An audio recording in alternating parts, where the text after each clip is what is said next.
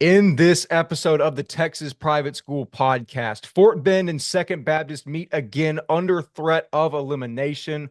All Saints and Regents battle for Northern supremacy.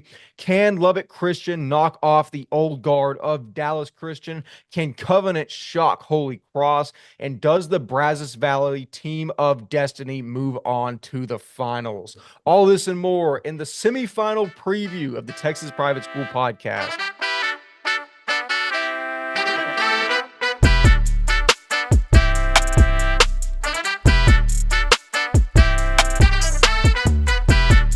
Hello and welcome back to another episode of the Texas Private School Podcast. As always, I'm one third of your hosting crew, Wes Tolleson, joining you from Dallas, Texas.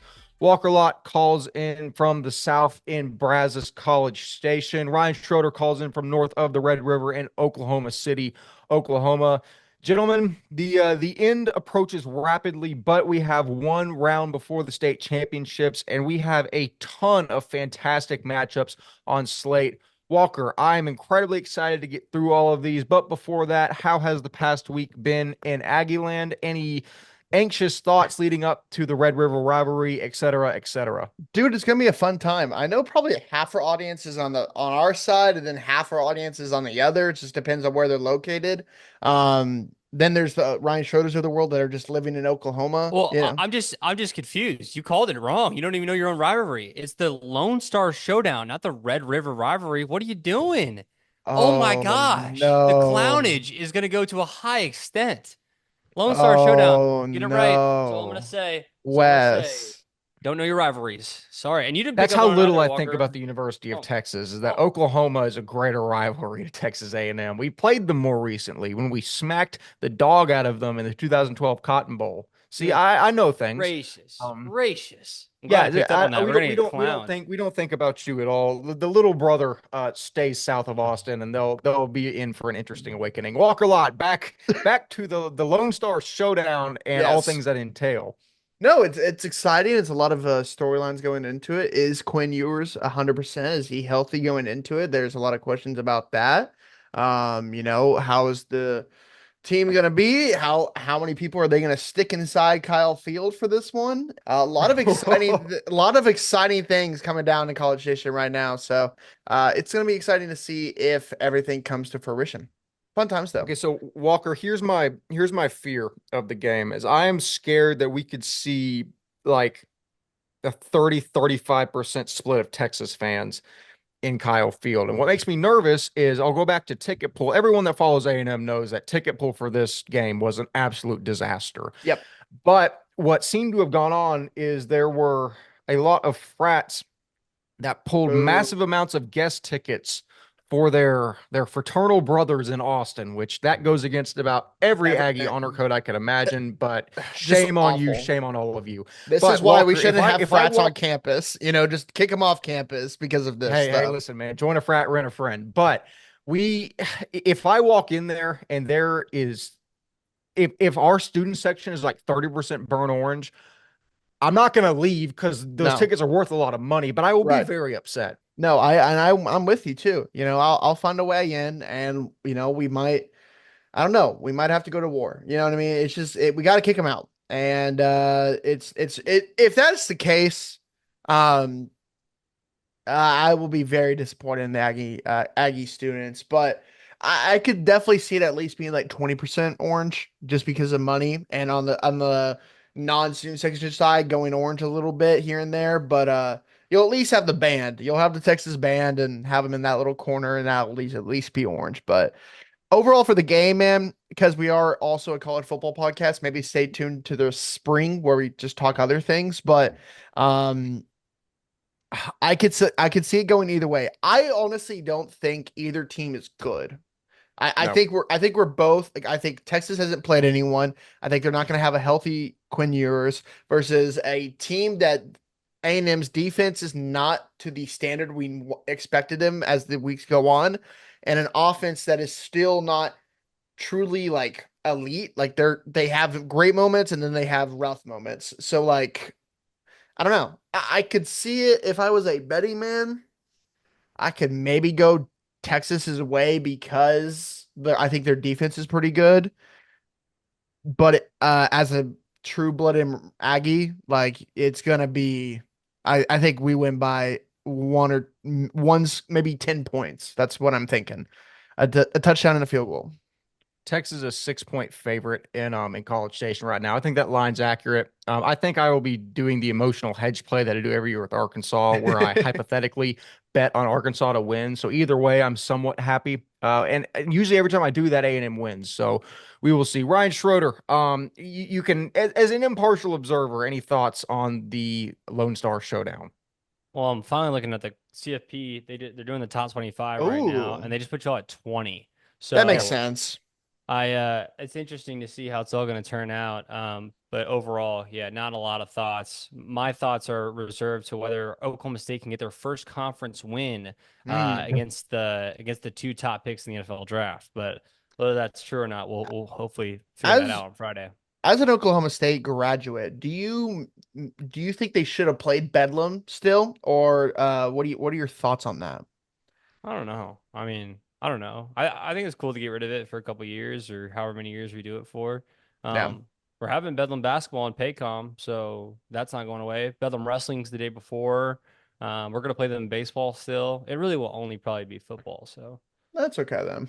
And yeah. especially at Oklahoma State, you care like wrestling's a big deal too. So like you'll have Oh, other it's sports that you massive. you, It's you like massive. Yeah. you won't only have to worry about football. Like in A&M, it's football or nothing, So Sure.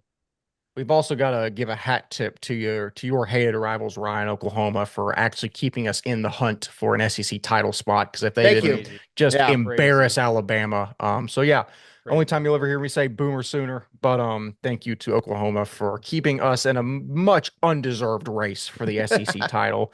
That being said, as mentioned before, we're actually not a college football podcast. We are a Texas private school podcast, and we have a long and enduring slate to get through, but gosh darn it, I'm excited for it. Before we get into the 5 games of the week, we're going to give brief commentary, and I mean brief because we have a lot to get through on the first, like 3 games that we didn't in-depth preview. So we're going to start in Division 1. We didn't slate out either of these games because, there's pretty definitive favorites in each spot. The first being Liberty Christian versus Houston St. Thomas at Argyle Liberty at 5 o'clock on Saturday. Liberty's the pick here. St. Thomas is fine. They weren't even the champions out of the D1 South, and I Yeah. mean they might keep it within 50, but Liberty Christian. Yeah, I mean, I agree with you. I think it's Liberty. I'm interested to see how like a guy like Derek Stevenson plays, right? Like I think a true like Division 1 guy. How does he put up on the stat line? How does Obina Ume compete in this one? I want to see the guys who I think can go Division 1 football in the St. Thomas team compete against true Division 1 guys on this Liberty Christian squad. That's going the only storyline I would be watching in this game. Other than that, a lot of points will by Liberty Christian will be scored in this one. Ryan. Yeah, I mean, this game is not even necessarily anywhere near close. I mean, this is probably one of the most lopsided semifinals we've seen in a long time. I know we've seen a lot of lopsided semifinals in D1, but I think this one's even closer to I mean, the South, we'll talk about it in a second, but the fifth seed in the North is just beat the number one seed in the South. So just take that into By a account lot. yeah, Yeah. just take that into account about how different these two sides of the North and the South are. But yeah, Liberty by a lot. Flipping to the other side of the bracket, we see Parish Episcopal and Frisco Legacy. Ryan Schroeder took issue with Yeah. me picking Covenant Christian versus Holy Cross to preview instead of this game.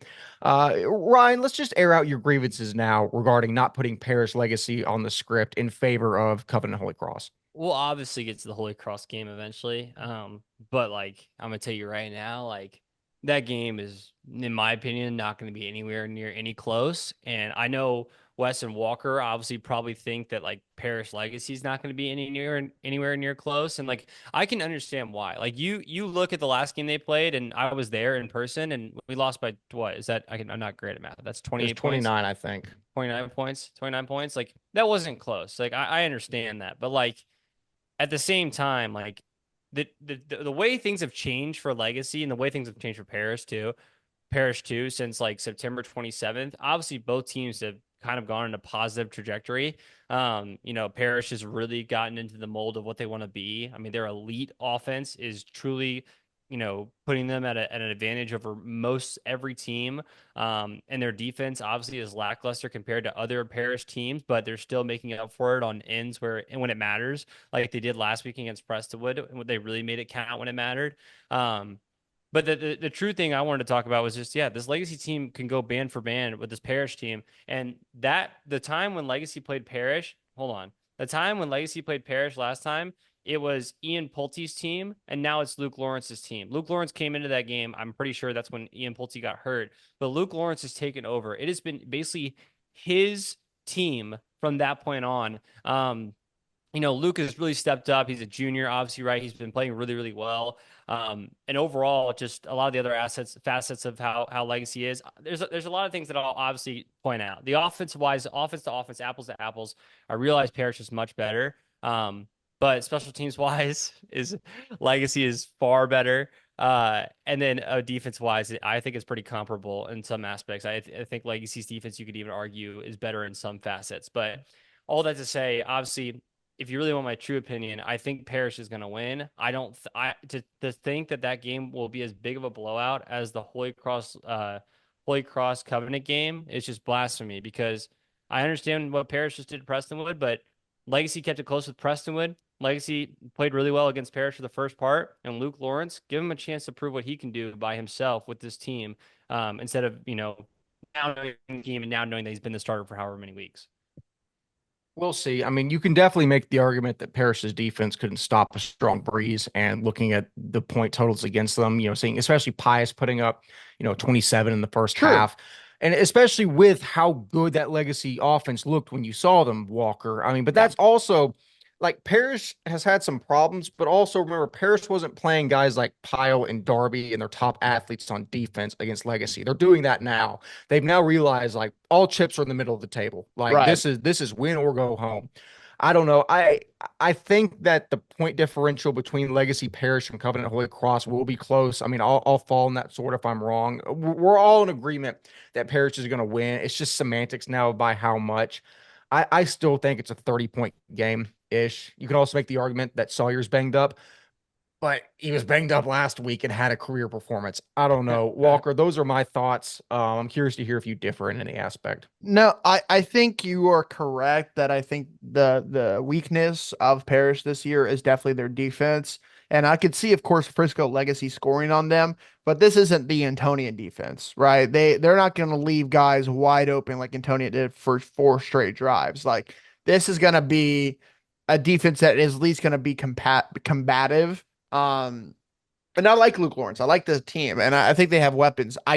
You can't, and this is gonna be Wes's least favorite word, but and not the glaze, but you can't doubt 7 right now, right? Like you got to go with the guy who had just put up one of the game of his career last week. So I'm gonna go with that offense. I'm gonna go with Sawyer Anderson. I'm gonna go with Parrish in this one easily. The one last thing I'll say, we can 100% move on. I know y'all hit it on the recap, so I don't want to hit it too hard. Obviously, I didn't get to talk about, the D1s having home field advantage. Obviously, it really is not that big of an issue for this game, as it's literally a 20-minute drive for Legacy. Right. But to even think in one capacity that St. Thomas would win that game, and then adding on top of the fact that they got to drive from Houston, bro. Like, even this game's not great either. They're playing on Saturday at 7 o'clock over Thanksgiving, right? And it's at Parrish. Like, there's a lot of things like that don't go in Legacy's favor. I mean, yeah, if this was at the Star, like, I know y'all talked about it. I don't want to go too much into it, but like, just another, in my opinion, and what my parents' opinion too, just another way that they can solidify a Parrish Liberty final. But that's just, yeah. Yeah, and that stinks that like Parrish versus Legacy, I don't think is a big deal in a semifinal game at home. But like for St. Thomas, if you make it to a state semifinal, why are you playing at the home field of Liberty? I mean, I understand that there's more logistics and forces in play here that we're glossing over that we really can't. But at the base of the issue, I don't want to see a team that has battled their butts off and make it to be one of the last 4 standing to have to drive and play an away game. It doesn't make sense to me. Again, I know we're glossing over a lot of things that factor into this, but question. Okay, and I agree with you there, but would you rather play like I know this is a little different because it's a longer drives, but like for All Saints Regents, they're playing in McGregor. Would you rather play in McGregor or at a home stadium of like one of the bigger teams? I'd rather I it be a don't know. neutral site. Or Really? I McGregor. really would rather it be a It's neutral a site small because town outside of Waco. that feels Yeah. like deep round playoff football for me. It's more just Mhm. feel like I don't know. I get your point there, 100%. Like going, getting on the bus, going to the stadium, Because prepping. it Like, feels yeah, less like a normal district game that way. Like I don't know. There's a special air of neutral site, November playoff football. Maybe I'm just grasping at straws. I'm old man yells at cloud, but it's just my thoughts on the issue. All the D2 and D3 games we're going to preview more in depth here shortly. One D4 game we will preview, but the other one that we're not going to talk about that we will now is Dallas First Baptist at Central Texas Christian. I'm not even going to waste 30 seconds on this. Dallas First Baptist they have to win this game by 40 45 points, I think. They're just too good. No, it's no disrespect against Central Texas Christian. It's just it's a team that is beating the dog out of everyone. It could compete in TAPS D1. I think it's First Baptist. Yeah. I mean, no doubt in my mind. I have nothing else to say on it.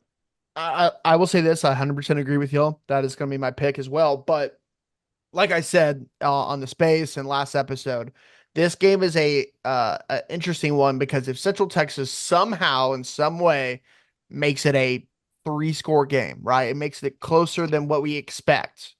Then it's a little. Then I think Brazos Christian might make it a game. But if it's a blowout for First Baptist, I think that's kind of what you expect in the state championship. So it's kind of a study. It's a test game to see how the state game will go. It's funny. That's almost word for word what I talk about at the end of my Holy Cross Covenant script, but we will get there when we arrive. We will start getting in to our 5 games of the week that we will review in more detail. First Baptist versus Second. Nope, that's Fort Bend Christian versus Second Baptist. I got to stop writing abbreviations because I'm losing my mind this late in the season. Once again, we see these two old foes face off in an elimination game. Second Baptist entered the season as the most likely contender to make the title game out of the South.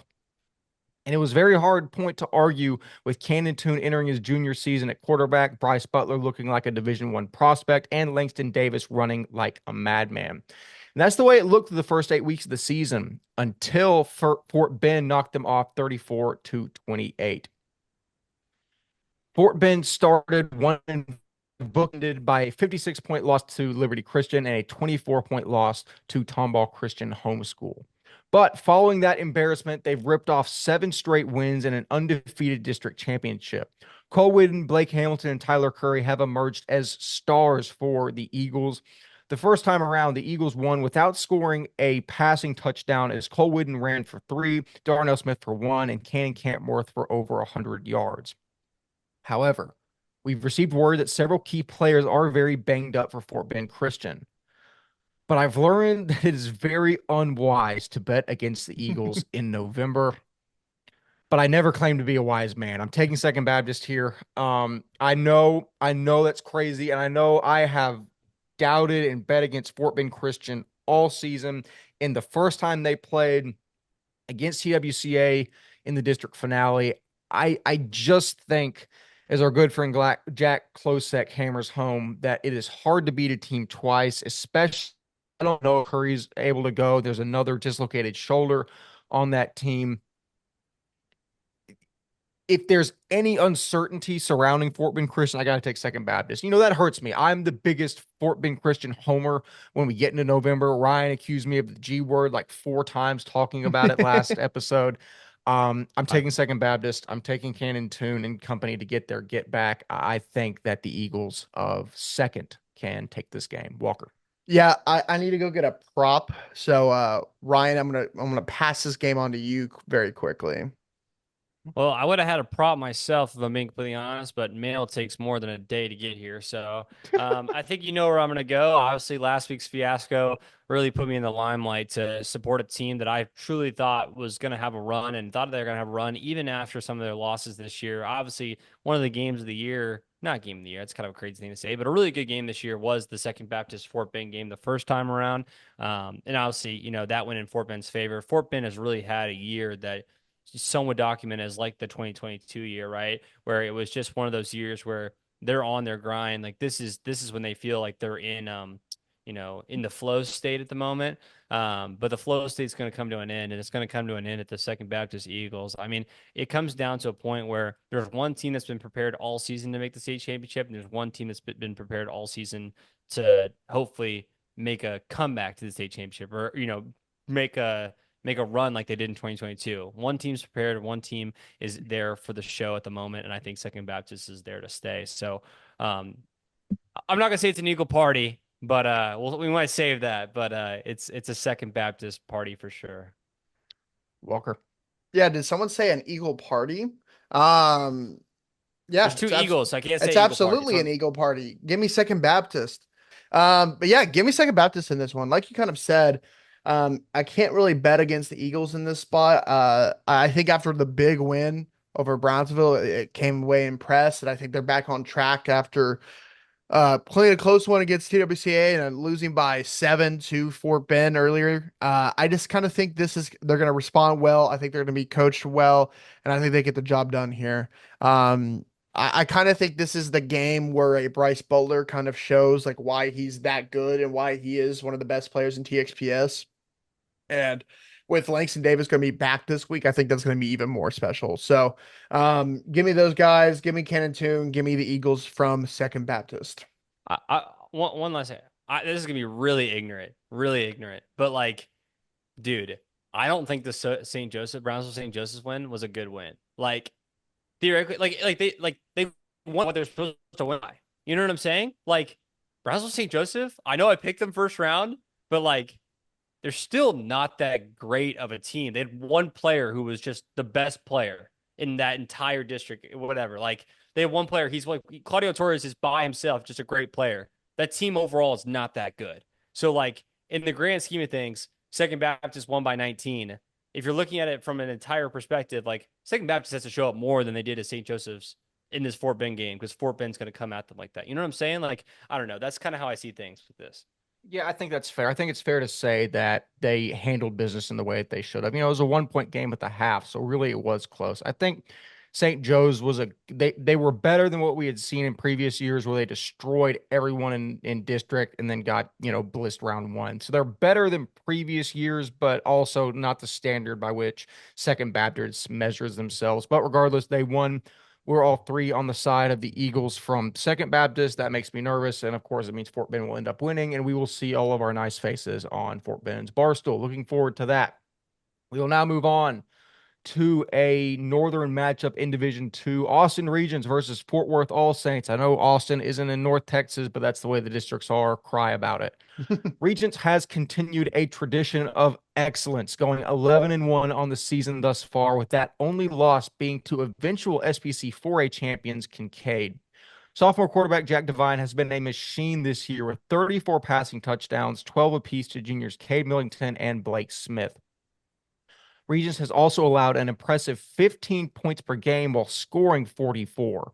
On the flip side, All Saints emerged as the favorites early following wins over Division I behemoths Parrish and Prestonwood.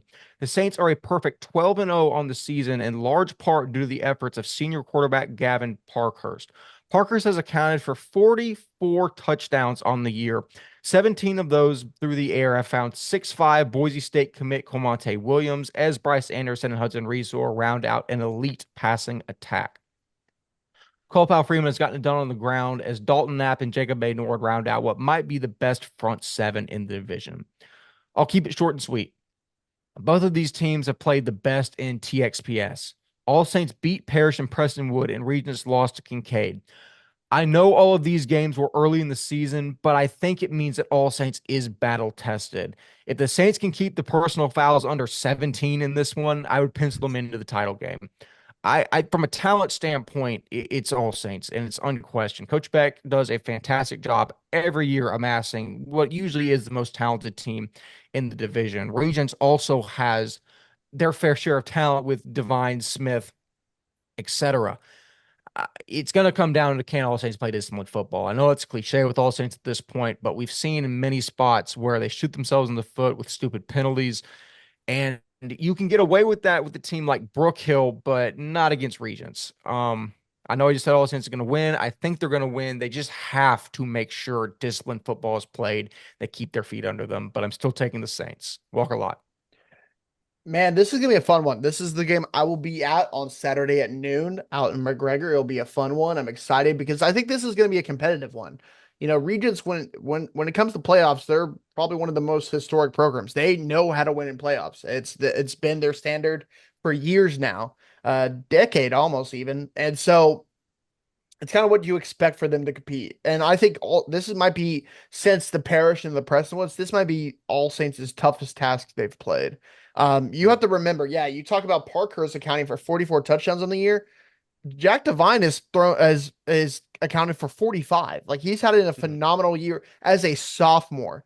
And I Yep. talked a lot about Rogan Parson last week, but I think Jack Devine is right up there with him, like 1A, 1B type of situation for the top 27 gunslinger in TXPS. He is more of the dual threat. He'll get it done with his legs. He has 11 touchdowns on the year with his legs, another 500 on the ground rushing yards. Like this is what he does. And he has weapons. Cade Millington, Blake Smith, Jack Burkle, um, Sam Pope, etc. Like they have dudes, Bobby Long. That offense is legit, and they have weapons on the defensive side as well. Drew Novi, etc. Graham Reinchez. But this is what you expect. This is going to be amazing game. Two tough teams, two teams that are always going to out scheme other teams are now facing each other. And you know what? I was wearing a hat a second ago, and I might put it on back on, but not today. I'm picking the All Saints Saints in this one. I just you can't doubt. I think Gavin Parker's in this scenario. He's a winner, like we said last week. I think he gets the job done here, and they move on to the state championship. It's gonna be interesting to see. I've seen Regents once this year. I've never seen Second Baptist or whatever All Saints in this one. So it's gonna be interesting to see how they match up. I think the bigger team is All Saints in this one, so I wonder if that plays into their favor. Ryan Schroeder, we are two on the side of Fort Worth All Saints in a game that I think will be very close. I'm curious to see where you go.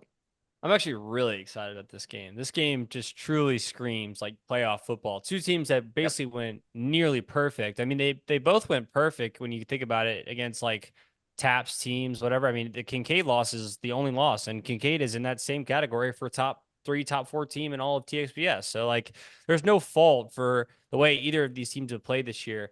The number one thing I like to think about is Gavin Parkhurst and Jack Devine, although a little bit different situations, they both came to take a team over, right? Obviously, Jack was behind Quinn last year. It takes Quinn's job now for the starting role at Regents.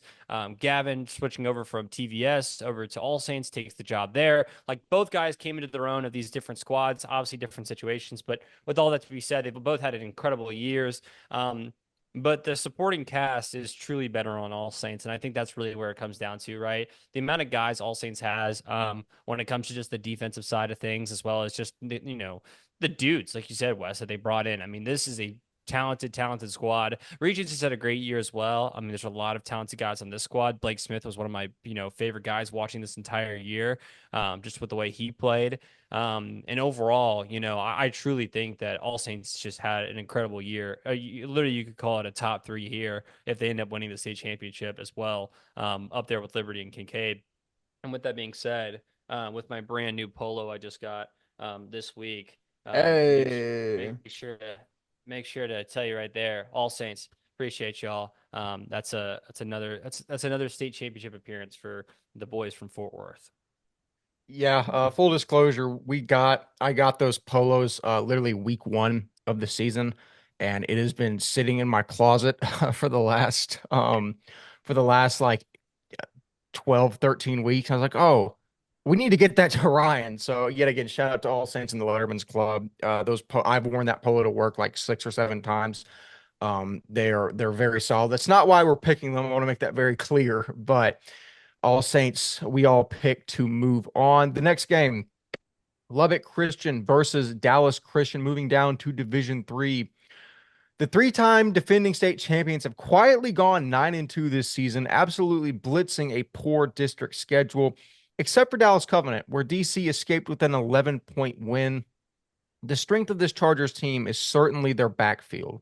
Senior Syracuse commit quarterback Luke Carney is putting up elite numbers in his swan song season, 3,000 total yards and close to 40 touchdowns.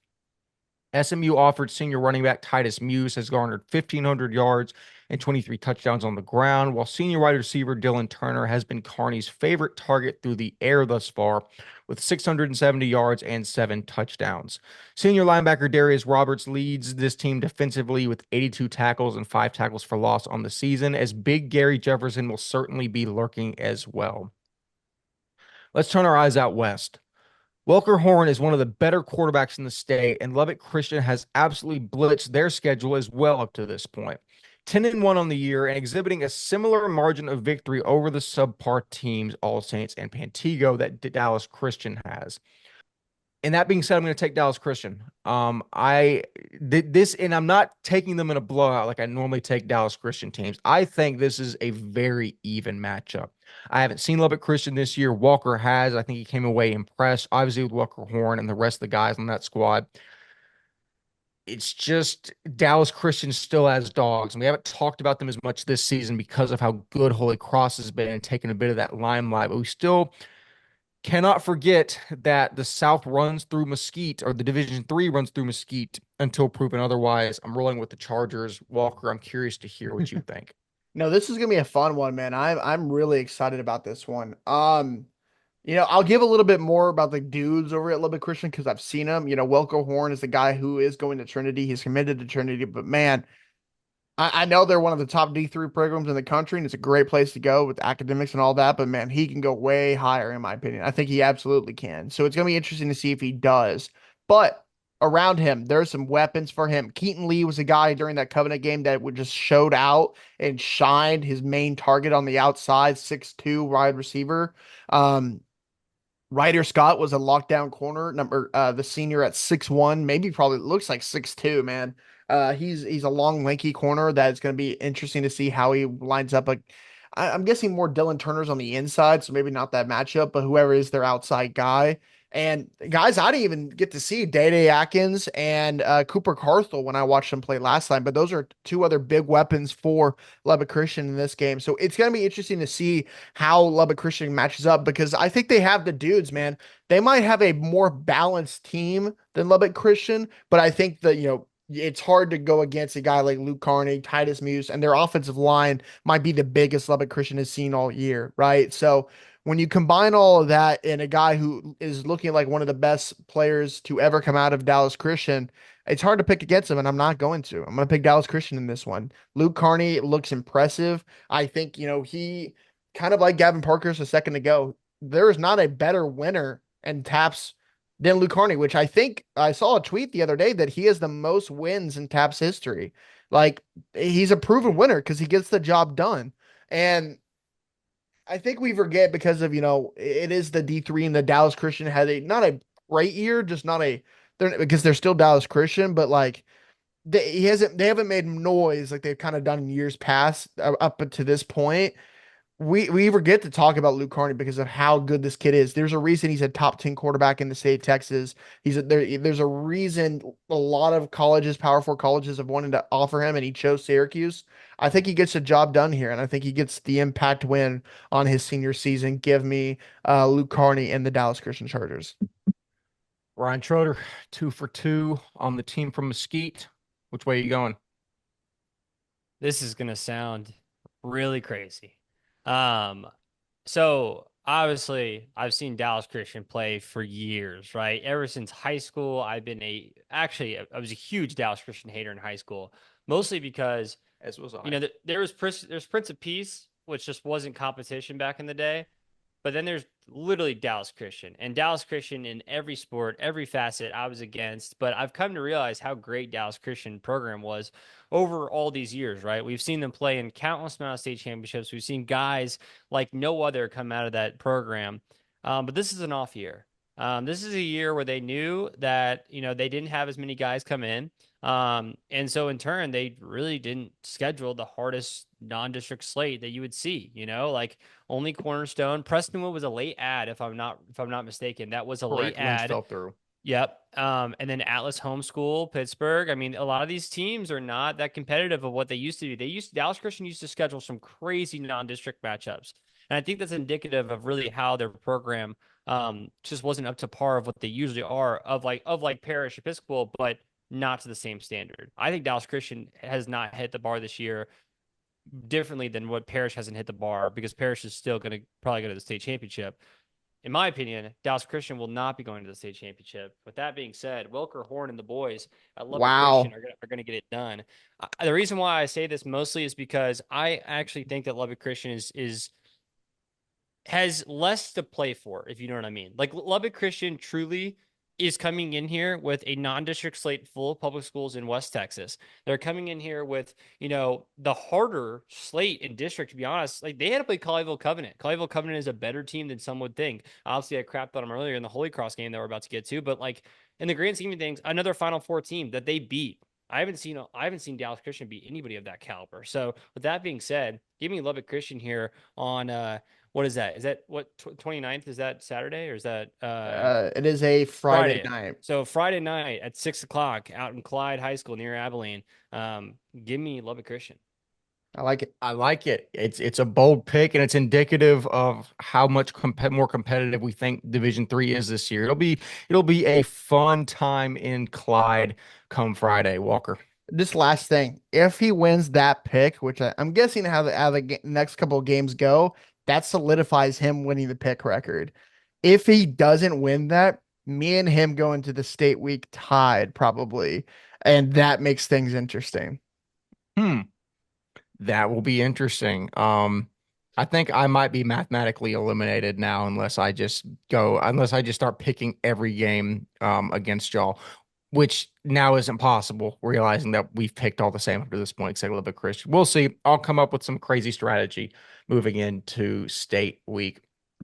Let us move on into the penultimate game. We will cover Covenant Christian versus San Antonio Holy Cross. The Cougars of Covenant have put together a nice 8-4 season, with their only district loss being that 52-45 game against Lubbock Christian. This Covenant team is another that boasts an impressive backfield. Running back Coral Buckhalter Jr., son of 10-year NFL vet Coral Buckhalter, is a freak. Walker had mentioned him, and I finally turned the tape on, and this kid will be one of the best backs in TXPS, bar none. 689 yards thus far and 17 touchdowns. He's a get him the ball and get the heck out of the way type player. He runs like he's shot out of a cannon, and he just scoffs at arm tackles. Junior quarterback Jason Fleming has had an impressive year as well, passing for over 2,000 yards as well as 17 touchdowns, but not without 11 interceptions. Junior wide receiver A.J. Turner has hauled in 507 receiving yards and a couple touchdowns as A.J. Guerrero leads the team with 6. Zooming out, Covenant is certainly one of the better teams in Division III, but not necessarily elite.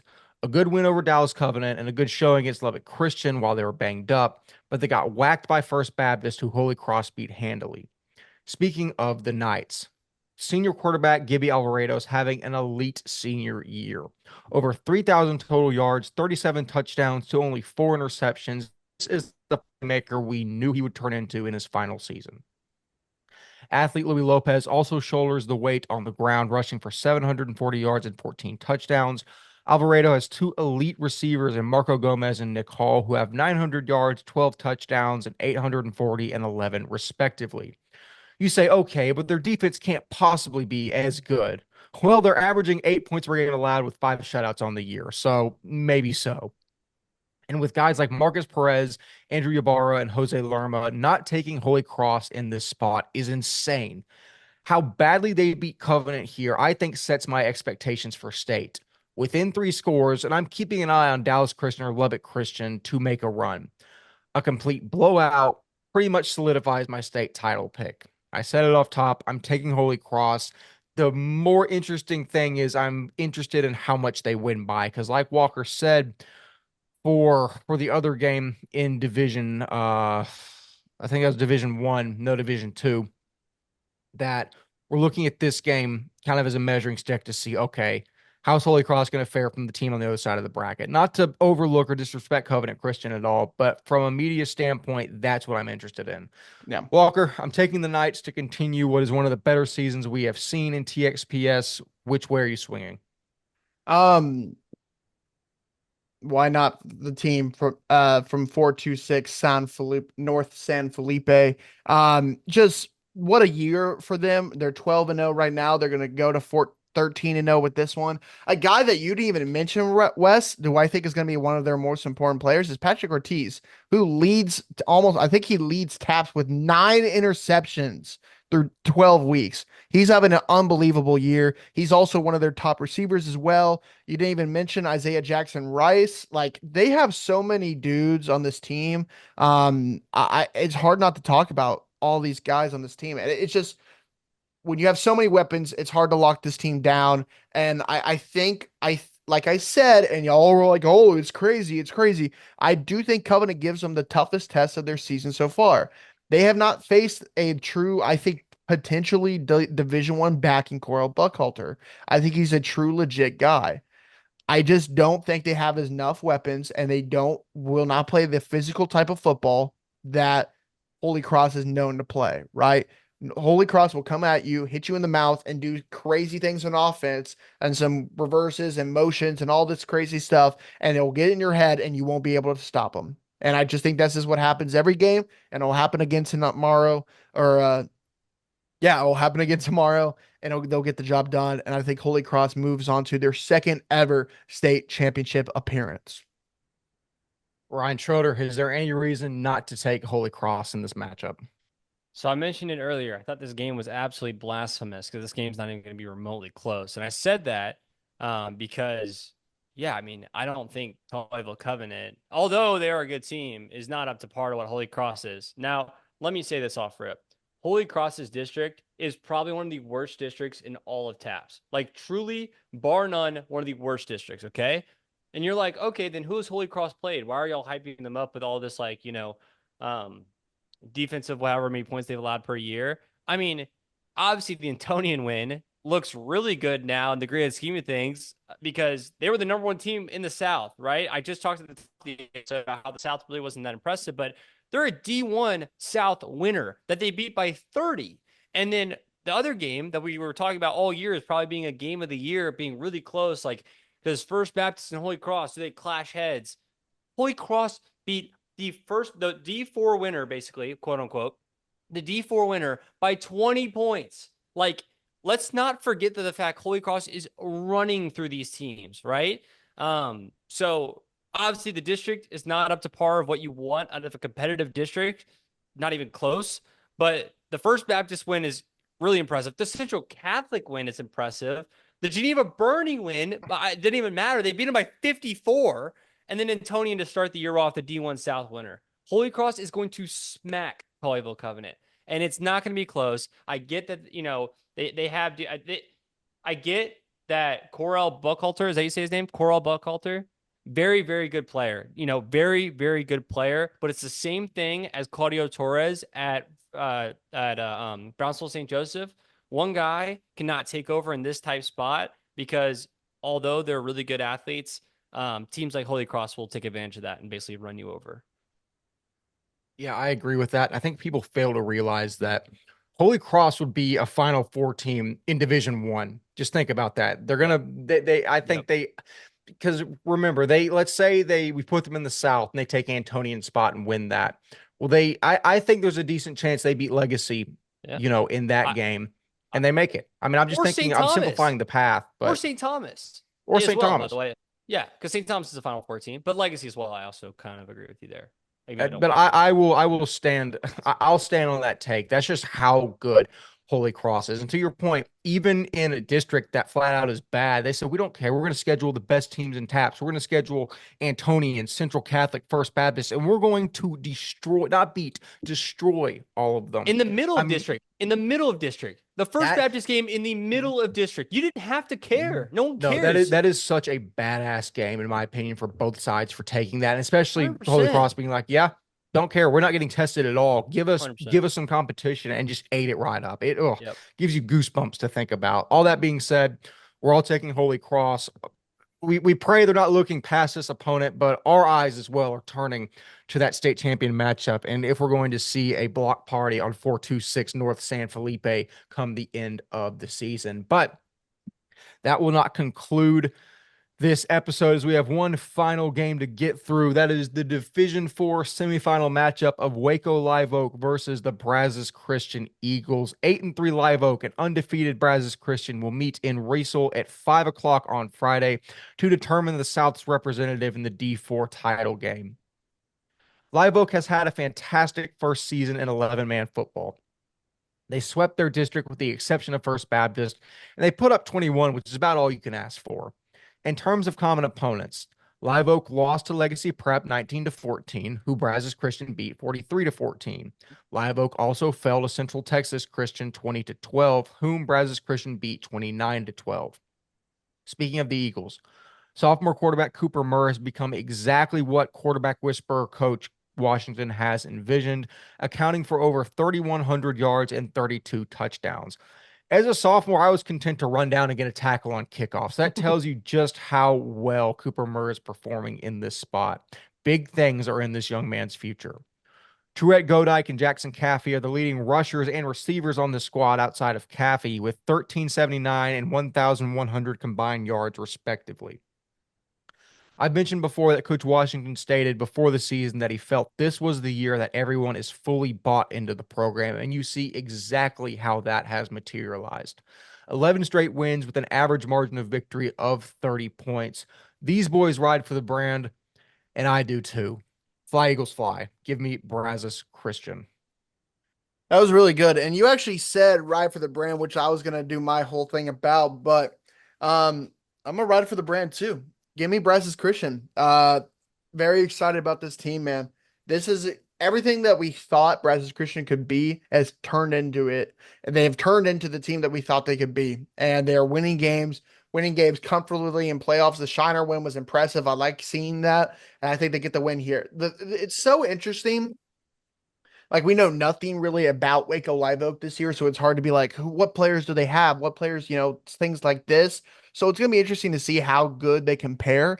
But how can you not bet against this team? They're been on a roll offensively, and like I said in the past couple of weeks when we've talked about this team, they're bigger up front than they have in years past, and I think that's making them the difference. They're bigger, they're physical at the line of scrimmage with Ben Tillery and guys like that. That is what wins you games. Brody Gardner is playing both ways on the offensive defensive lines. One of the better players that have come through Brazos Christian.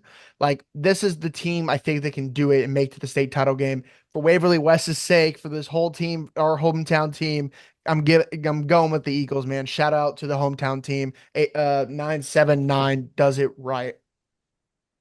Ryan Schroeder. I love that you know all the area codes, Walker. It's definitely very special. Let me just say this. Brazos Christian hasn't let up double-digit points since October 18th. Like, just think about that, man. Think about that. They never let one team score 20 points, by the way. That's another thing to think about. Like, Wow. This Brazos Christian team is incredible. 11-0 season, a great season, a bought-in season, like you said, from Coach Washington. But you really can't fault Waco Live Oak. The things that this program can achieve in the future is only up from here. With that being said, like, the Waco area is filled with talent. I really think Waco Live Oak has outperformed the expectations of what they had this year as well. Overall, just an impressive year. Nothing more to say about it from Waco Live Oak's perspective. Brazos Christian is just a hard team to run into, and you making the semifinals in your first year of 11-man football is just highly impressive. So with all that being said, I think Brazos Christian gets it done by a large margin, but Waco Live Oak has had a tremendous year. Absolutely, they have. That game will be fun. We're obviously all expecting Brazos Christian to move on. But listen, Sex Private School football, crazier things have happened. We will have to wait and see if those crazy things materialize. But with that being said, that actually wraps up the content that we have for this episode. Gentlemen, we are rapidly approaching the end of the season. This is going to be a very, very fun week. I feel like a lot of these games are going to be close coin flips. We'll probably see our faces on the wrong side of a few social media posts, but that's what makes the game fun. Barring any further comments, we've had incredible fun doing this. We get to do it on 3 more episodes, the review and the next 2 preview and review for state. We will see you the following Monday with the semifinal recap and back in your feed the next Thursday for the state championship preview. Keep an eye out for us in Waco, Texas, as we are always on site with many of our friends across Texas private school media, bringing you the best coverage in the state of Texas private school athletics. As always, I have been 1/3 of your hosting crew, Wes Tolleson. Walker Lott and Ryan Schroeder have fantastically been themselves. We will see you on Monday in the semifinal recap. See you later.